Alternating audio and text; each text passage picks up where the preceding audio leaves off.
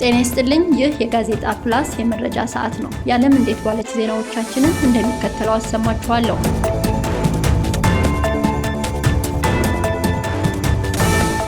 በአዲስ አበባ ከተማ የነበረውን የወንጀል ምጣኔ የቀነሰ መምጣቱን የአዲስ አበባ ሰላምና ጸጥታ አስተዳደር ቢሮ ገለጸ።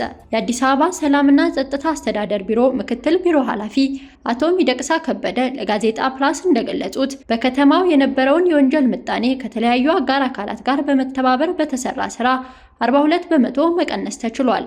ዘገባው የሪፖርተራችን መክሊት ወንደሰን ነው። የአማራ ብሔራዊ ክልላዊ መንግስት ርዕሰ መስተዳድር አቶ አረጋ ከበደ ለተለያዩ አመራሮች ሹመት ሰጡ።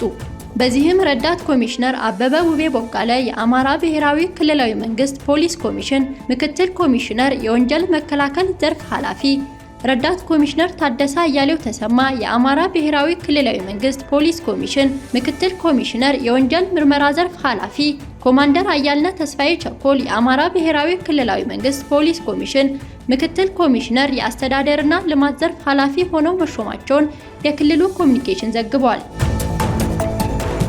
ድርጅቱ ለትንሳኤ በዓል ከ6000 በላይ እንስሳት የእርድ አገልግሎት ለመስጠት ተዘጋጅቷል። የአዲስ አበባ ከተማ ቄራዎች ድርጅት የህዝብ ግንኙነት ኃላፊ አታክልቲ ገብረ ሚካኤል እንደተናገሩት ለትንሳኤ በዓል 6500 ትላልቅ እንስሳት ይገባሉ ተብሎ የሚጠበቅ ሲሆን አገልግሎቱን ለመስጠትም በቂ ዝግጅት ተደርጓል። ድርጅቱ የእርድ አገልግሎቱን ለበሬ 1470 ብር፣ ለበግና ለፍየል 160 ብር እንደሚያስከፍል ተናግረዋል። ስጋውንም በንጽህና የሚያጓጉዙ 40 ተሽከርካሪዎች ተዘጋጅተዋል ሲሉ ገልጸዋል። በሱዳን ዳርፉር RSF ባደረሰው ጥቃት ከ400 በላይ ሰዎች መገደላቸውን ቢቢሲ የተባበሩት መንግስታት ድርጅትን ጠቅሶ ዘግቧል።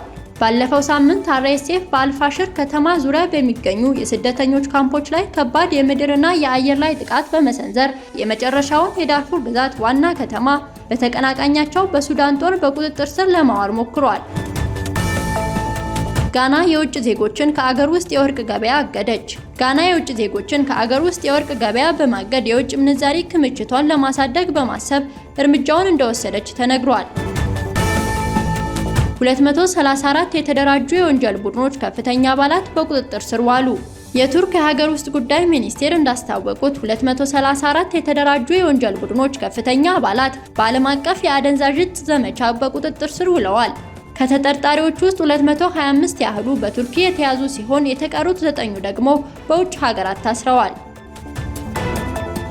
የዩክሬን የጦር ኃይሎች በሩሲያ 6 ጥቃቶችን አደረሱ። ባለፉት 24 ሰዓታት ውስጥ የዩክሬን የጦር ኃይሎች በሩሲያ የኃይል መሰረተ ልማት ላይ 6 ጥቃቶችን ፈጽመዋል ሲል የሩሲያ መከላከያ ሚኒስቴር አስታውቋል። ቻይና የቦይንግ ጄት አቅርቦት እንዲቆም አዘዘች። ቤጂንግ የቻይናውያን አጓጓዦች ከአውሮፕላን ጋር የተያያዙ መሳሪያዎችንና ከአሜሪካ ኩባንያዎች የሚገዙትን ዕቃዎች እንዲያቆሙ ጠየቀች። ይህም የአሜሪካው ፕሬዝዳንት ዶናልድ ትራምፕ በቻይና ምርቶች ላይ እስከ 145 በመቶ የሚደርስ ቀረጥ ሲጥሉ የታየው የንግድ ጦርነት አካል ሆኗል። የዓለም እንዴት ዋለች ዜናዎቻችን እነዚህን ይመስሉ ነበር። ከዜናዎቹ ጋር መስከረም ሰይፉ ነበር። መልካም ጊዜ ይሁንላችሁ።